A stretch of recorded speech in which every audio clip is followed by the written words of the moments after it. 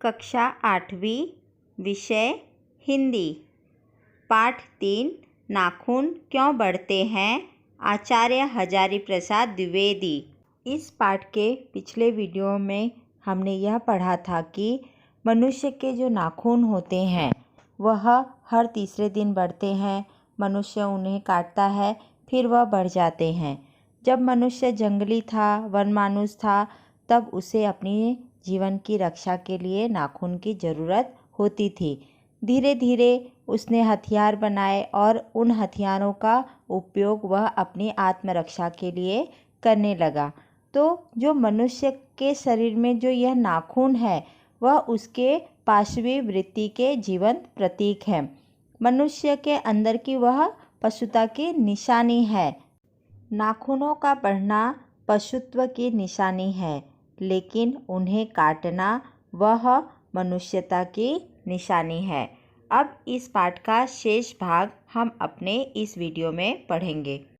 मेरा मन पूछता है, मनुष्य किस ओर बढ़ रहा है, पशुता की ओर या मनुष्यता की ओर, अस्त्र बढ़ाने की ओर या अस्त्र काटने की ओर।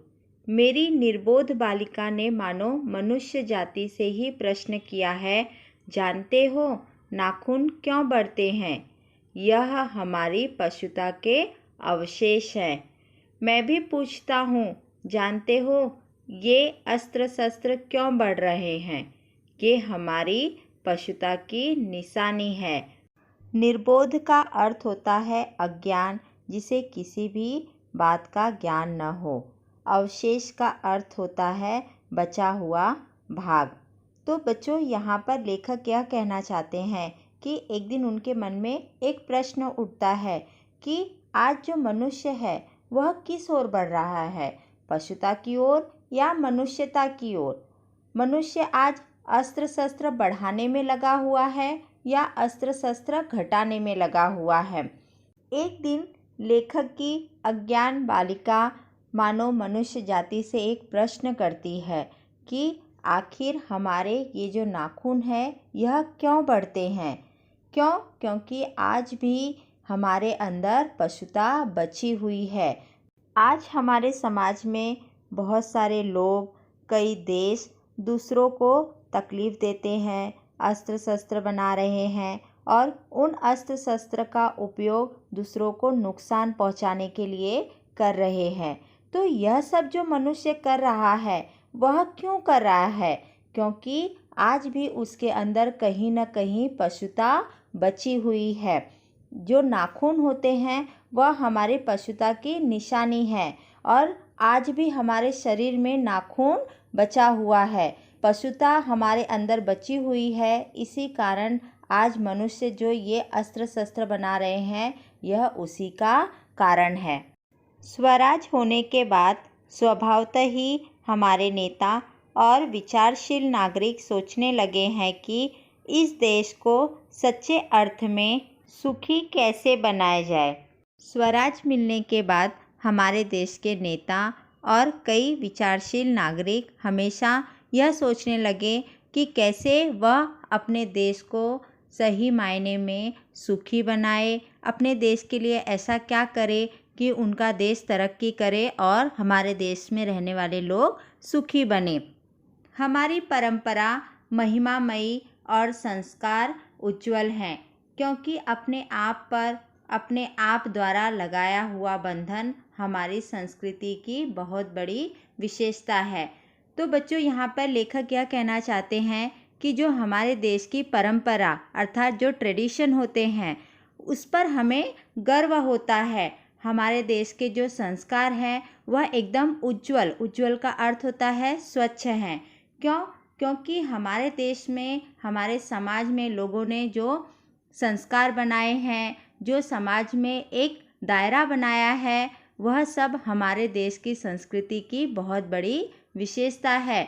हमारे देश के सभी लोग एक मर्यादा में रहते हैं, एक सीमा में रहते हैं, जिसके कारण हमारे देश की संस्कृति और सभ्यता सारे देश में मानी जाती है। मनुष्य पशु से किस बात में भिन्न है? उसमें संयम है, दूसरों के सुख दुख के प्रति संवेदना है, श्रद्धा है, तप है, त्याग है। इसीलिए मनुष्य झगड़े टंटे को अपना आदर्श नहीं मानता। गुस्से में आकर चढ़ दौड़ने वाले अविवेकी को बुरा समझता है। वचन, मन एवं शरीर से किए गए असत्याचरण को गलत मानता है।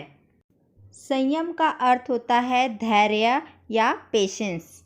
संवेदना का अर्थ होता है अनुभव। श्रद्धा का अर्थ होता है विश्वास। तप का अर्थ होता है दृढ़ता। त्याग का अर्थ होता है बलिदान। तो बच्चों, यहाँ पर लेखक यह कहना चाहते हैं कि मनुष्य और पशु में क्या अंतर होता है। मनुष्य पशु से किस बात में अलग है। क्यों मनुष्य पशु से अलग है? क्योंकि मनुष्य के अंदर संयम होता है, अर्थात उसके अंदर पेशेंस होता है, धैर्य होता है। दूसरों के सुख दुख के प्रति संवेदना होती है, अर्थात मनुष्य जो होता है वह दूसरों के सुख दुख को अनुभव करता है। उनके लिए उनके अंदर फीलिंग होती है। उनके अंदर श्रद्धा होती है, दृढ़ता होती है। मनुष्य कोई भी काम करने के लिए अगर दृढ़ निश्चय कर ले तो वह उसे जरूर करता है। उसके अंदर त्याग की भावना होती है। मनुष्य जो होता है कभी कभी अपनी खुशी को त्याग कर दूसरे को खुशी देता है। तो यह सब चीज़ें जानवरों में नहीं होती है। इसलिए मनुष्य और जानवर एक दूसरे से भिन्न होते हैं। मनुष्य जो होता है वह हमेशा लड़ाई झगड़े से दूर रहता है। कभी कभी ऐसा होता है कि मनुष्य गुस्से में आकर दूसरे को मारता है या झगड़ा करता है, लेकिन हमें उसे उसकी मूर्खता समझकर उसे माफ़ कर देना चाहिए। वचन, मन एवं शरीर से किए गए असत्याचरण। असत्याचरण का अर्थ होता है जिसमें कोई सच्चाई नहीं होती है, अनट्रुथ। तो बच्चों, मनुष्य कोई भी ऐसा काम जिसमें सच्चाई ना हो, उन सारी चीज़ों को हमेशा गलत समझता है, गलत मानता है। इस पाठ का बचा हुआ शेष भाग हम अपने अगले वीडियो में पढ़ेंगे। धन्यवाद।